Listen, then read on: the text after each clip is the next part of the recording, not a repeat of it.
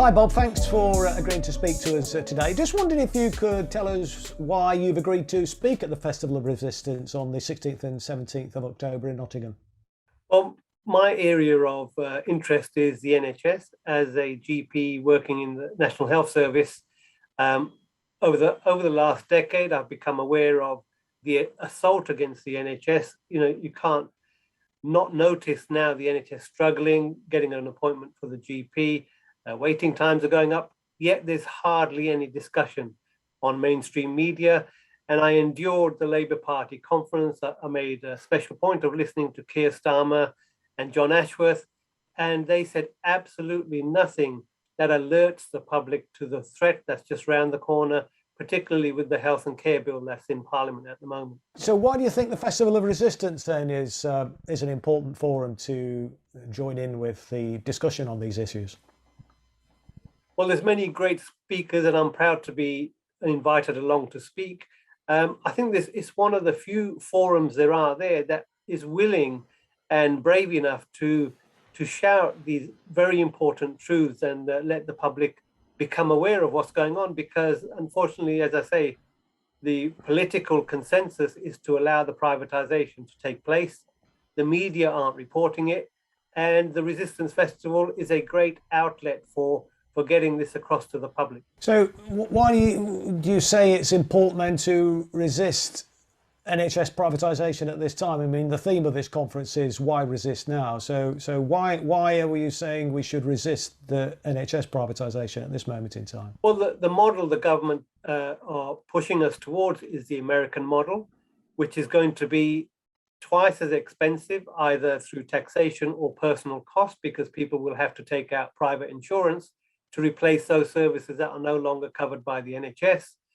The system will be endemically fraudulent. We know that from looking across the pond, that the American system is endemically fraudulent. There will be financial incentives to maximize profit through the denial of care.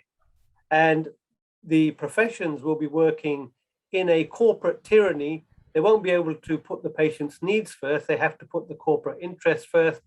And that is morally damaging to doctors and nurses who have to work in such a system. So the victims will be the patients, clearly.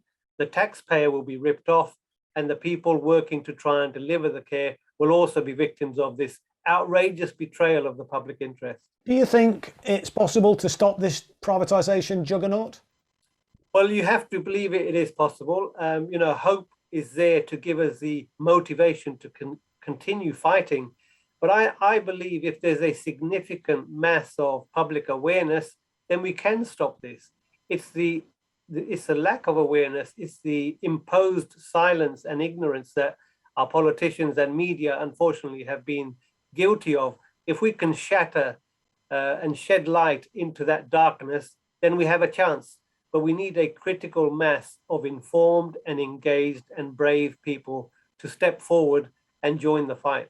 And just finally, what's your thoughts about the official opposition then in the Houses of Parliament? I mean, are they stepping up to the plate, do you think, in challenging the privatisation agenda that the government is pursuing?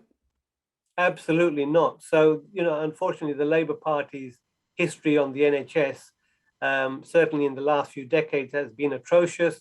There was a short window of hope when Jeremy Corbyn was in leadership position. We finally heard the word privatisation mentioned in public, but since Starmer has taken over, that has all ceased. There is no opposition, and it's down to people like us to be the official opposition, I'm afraid, because there's a vacuum there. From what I can see, the current Labour leadership is totally on board with the privatisation, which is shameful for the party that brought us the NHS to turn its back on the public, to turn its back on patients. And they know inevitably this will lead to mass harm, preventable harm, and death. We've seen enough of that through the pandemic, and this will normalize it. Yeah, well, it's going to be a great conference, I think, a great festival. I know you're going to be there for both days, Bob. I'm looking forward to hearing you. And if anybody who's watching is interested in saving the National Health Service, please come along to the Festival of Resistance. You can book your place by logging on to resistfest.co.uk. You'll be able to hear Bob and many other speakers. There's a range of topics that we'll be discussing, and it's really important, I think, that we do band together, club together to actually make a difference. And words that were attributed to Nye Bevan what said that if the NHS will last for as long as there are people willing to fight for it, and it's really important that we do fight for it, and Bob is leading that charge and giving us the tools to fight for what is a crucially important institution in Britain. So look forward to seeing Bob at the festival, and hopefully people watching will book your place and we'll see you there. Thanks a lot.